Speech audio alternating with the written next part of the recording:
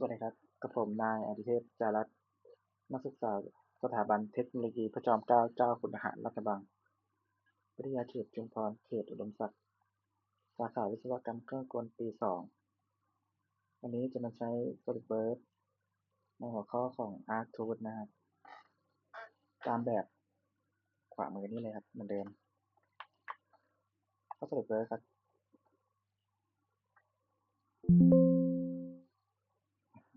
ขึ้นเหมือนเดิมตลอดกดพาสครับเหมือนเดิมเลยครับต่อไปเลือกสเก็ตนะครับเอาทำเพนก่อนเลือกทำเพนเหมือนเดิมครับตามแบบนะครับเราต้องวาดสามเหลี่ยมหน้าจอก่อนเลือกลายนะครับปึ๊บมันขึ้นไว้ประมาณนี้ลงตรงนะโอเคกด F4 ครับต่อไปเลือก Smart Diameter นะครับเลือก1 5กดที่จุด Origin นะครับหัวมุมก็เส้นนี้ครับความกว้างอยู่ที่100ต่อไปครับเป็นองศาด้านในนะครับกดที่เส้นข้างบนและเส้นข้างล่างครับเส้นองศาอยู่ที่50ครับโอเคได้สามเหลี่ยมแล้วนะครับต่อไปสังเกตนะครับว่าเส้นมันเป็นสีฟ้าอยู่ต่อไปเราก็จะมาทำนะครับกดจุด Origin นะครับแล้วก็กดปลายของเส้นนี้นะครับ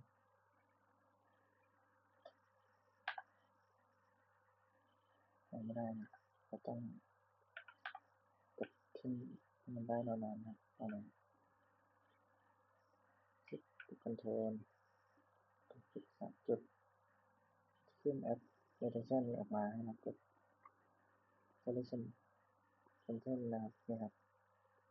ให้มันเป็นแนวเนี่ยเส้นแนวหน่อยเรียบร้อยครับมันก็จะตรงกันขั้นตอนต่อไปนะครับคือทำให้อันนี้กลายเป็นเส้นโครงสร้างนะครับไม่ใช่เส้นชิ้นงานเราก็กดที่ไฮไลท์ด้านในได้เลยนะครับหรือว่าเราจะคุมเอาก็ได้แล้วก็ขึ้น option ขึ้นมาให้เรากด short of conduction นะครับเพื่อมาเป็นเส้นชิ้นงานนะครับเรียบร้อยครับ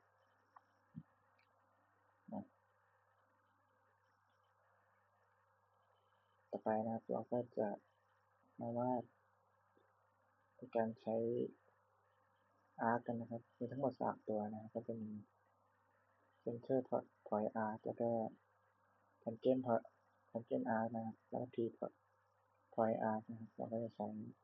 center point arc นะครับเนี่ยมันจะเส้น arc เทปขึ้นมา3อันนะครับนี่คือcenter point arc แล้วก็ tangent arc แล้วก็ T point arc นะครับแล้วก็จะใช้ของ center point arc นะครับก็จะเป็นการกดเลือกจุดแรกลากไปยังจุดแล้วก็เลือกจุดหนึ่งจุดข้างล่างอย่างนี้แล้วก็ดึงลากออกมาต่อไปครับกดจุดตรงนี้ปุ๊บก็ลากมายังจุดนี้ครับโอเคได้แล้วครับของทางด้านcenter point arc นะครับต่อไปก็จะเป็น tangent arc นะครับเป็นอันที่2นะครับก็จะเป็นการแตะปุ๊บแล้วแตะจุด1กับจุด2ได้เลยนะครับนี่ครับคือการลากออกมาลากได้เลยนะครับวางแค่นั้นครับเสร็จเลยง่ายๆครับสำหรับ tangent arc นะครับต่อไปครับ T point arc นะครับเป็นการ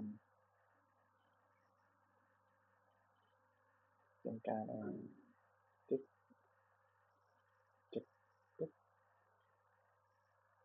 แล้วก็ติดอีกจุดหนึ่งนะครับแล้วจุดแรกจะเป็นการเลือกจุดตั้งต้นนะครับต่อไปก็จะเลือกจุดวางนะครับรอบที่3ก็คือการเลือกขนาดครับสามารถปรับได้ตามใจชอบเลยจะปล่อยไปตรงนี้นะครับต่อไปกดที่4ครับกด Smart Director ครับแล้วก็คลิกตรงเส้นนี้เพื่อบอกรัศมีครับรัศมีที่70นะครับโอเคเรียบร้อยครับเป็นงานที่6นะครับ Hard Code ก็ประมาณนี้ครับสำหรับเบื้องต้นนี่ครับเหมือนแบบ